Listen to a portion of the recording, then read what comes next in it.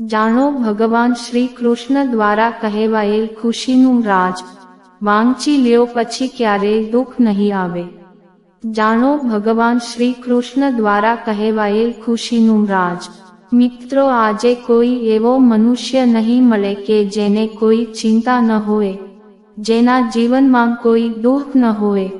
લગભગ વ્યક્તિના જીવનમાં દુઃખ આવતું જ રહે છે। ઘણી વાર તો એવી પરિસ્થિતિઓ આવતી હોય છે, મનુષ્યના જીવનમાંથી ખુશી જતી રહી છે અને ચહેરા પર જો ક્યારેક સ્મિત દેખાય તો એ પણ જૂઠું હોય છે।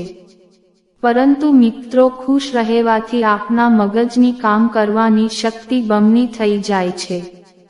તો ખુશ રહેવું તે દરેક પ્રાણી માટે આવશ્યક છે। પરંતુ સવાલ એમ થાય કે ખુશ કઈ રીતે રહેવું?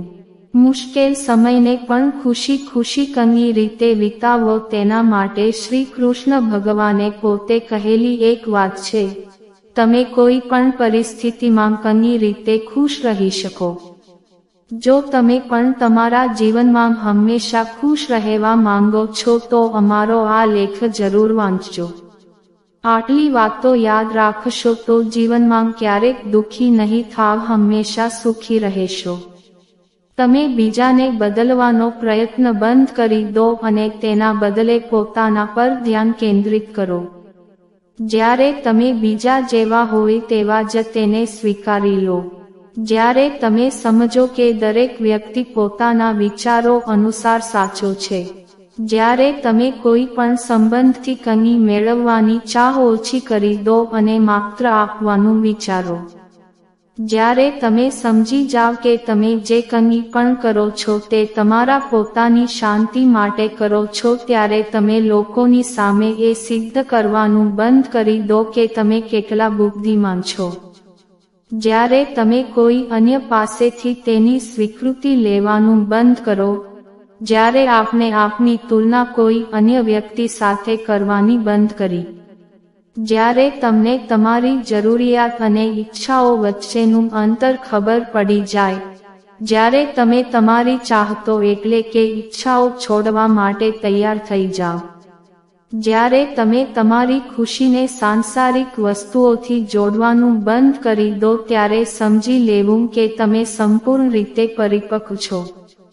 કોઈ ફરક નથી પડતો જો તમે સુંદર ન દેખાતા હો, કારણ કે એક ગોરીલા પણ પોતાની તરફ લોકોનું ધ્યાન આકર્ષિત કરી શકે છે। બીજાનું શરીર વિશાળ હોય તો તેનાથી પણ કોઈ ફરક નથી પડતો, કારણ કે ગમે તેટલી તાકાત ધરાવતો વિશાળ વ્યક્તિ સ્મશાને તો એકલો જઈ શકશે નહીં। તમે ગમે એટલા સુંદર અથવા લાંબા અથવા મજબૂત હોવા છતાં તમે આવનારા સમયનું અનુમાન નથી કરી શકતા। કોઈ ફરક નથી પડતો કે તમારી ત્વચા ગોરી છે કે કાળી, કારણ કે અંધારામાં રોશની જ કામ આવે છે, રૂપ રંગ નહીં। એવું ક્યારેય ન વિચારવું કે તમે હસી લેશો તો તે અસભ્યતા ગણાશે, કારણ કે તમને જોઈને લોકો હસવા માટે તૈયાર છે, માટે ખુલીને હસી લો। મિત્રો, તમારી પાસે ભલે વધારે પૈસા, ગાડી વગેરે હોય તેનાથી કોઈ ફરક પડતો નથી, કારણ કે તમારી પાસે રૂપિયાનો ઢગલો હોય તો પણ તમારે તમારા ઘરમાં બાથરૂમ સુધી ચાલીને જ જવું પડશે। હંમેશા એવા કર્મ કરો કે તમને સન્માન મળતું રહે।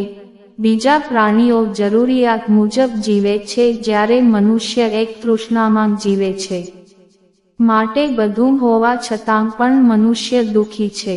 મનુષ્ય બધું હોવા છતાં પણ પોતાની ઈચ્છાઓને નથી રોકી શકતો, કારણ કે ઈચ્છાઓ વધતી જાય છે અને તે દુઃખનું કારણ બનતી જાય છે।